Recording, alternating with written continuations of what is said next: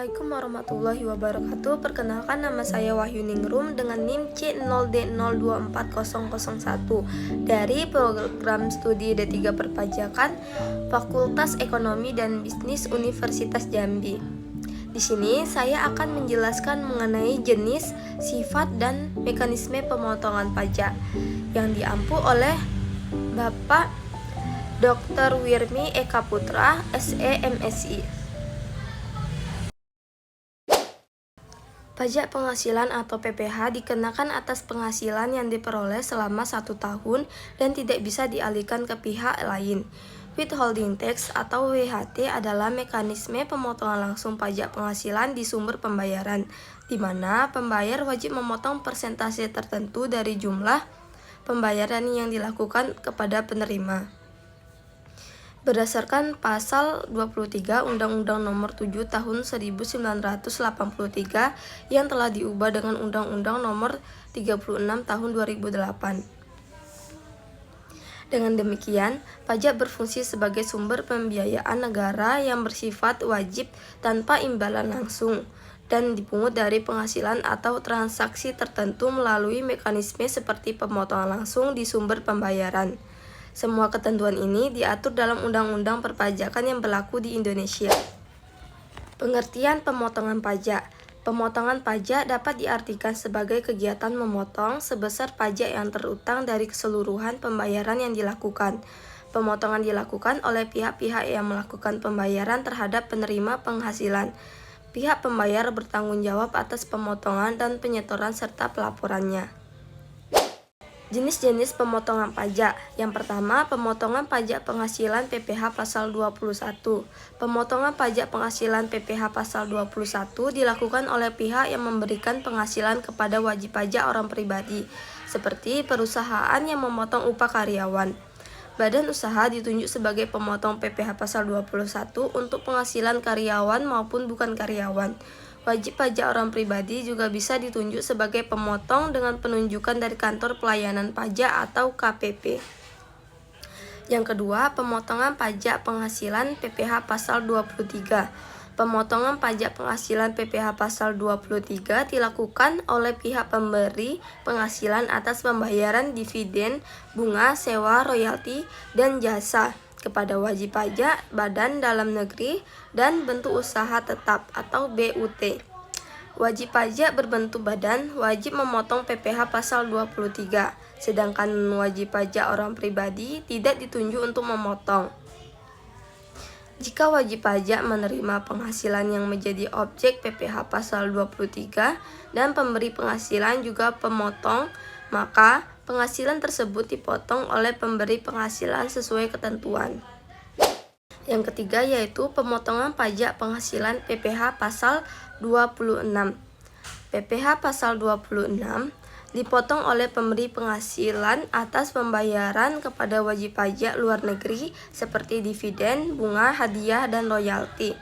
Baik orang pribadi maupun badan dapat ditunjuk sebagai pemotong sesuai aturan dan tax treaty. Yang keempat yaitu pemotongan pajak penghasilan atau PPh final pasal 4 ayat 2. PPh pasal 4 ayat 2 atau final dipotong oleh pihak pemberi penghasilan atas pembayaran objek tertentu.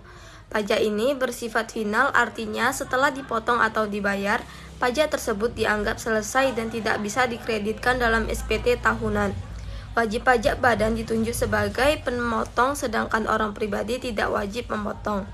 Jika pemberi penghasilan adalah badan, mereka harus memotong pajak, tetapi jika pemberi penghasilan orang pribadi, penerima penghasilan wajib menyetor pajaknya sendiri, seperti pada transaksi sewa atau jual beli properti. Yang kelima yaitu pemotongan pajak penghasilan PPh pasal 15.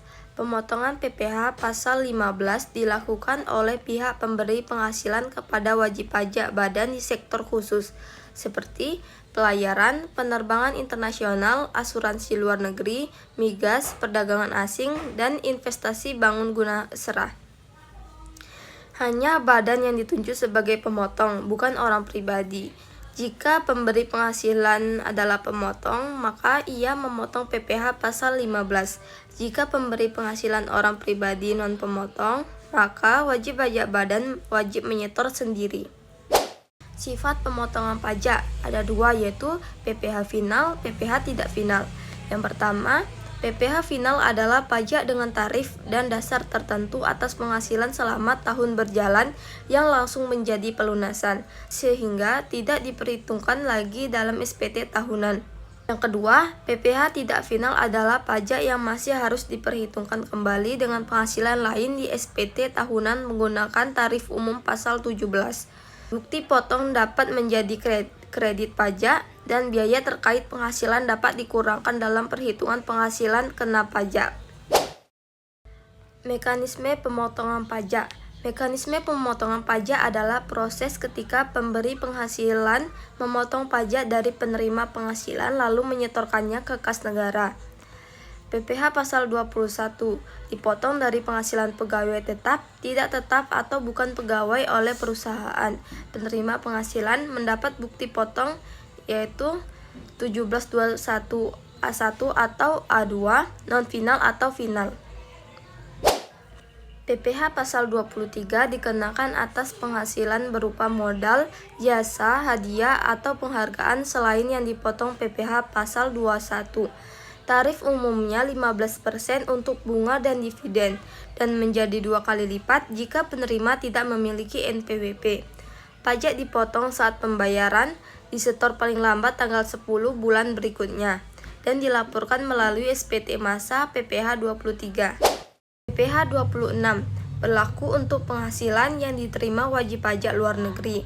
Tarif umumnya 20% dari penghasilan bruto, kecuali ada perjanjian P3B yang menetapkan tarif lebih rendah.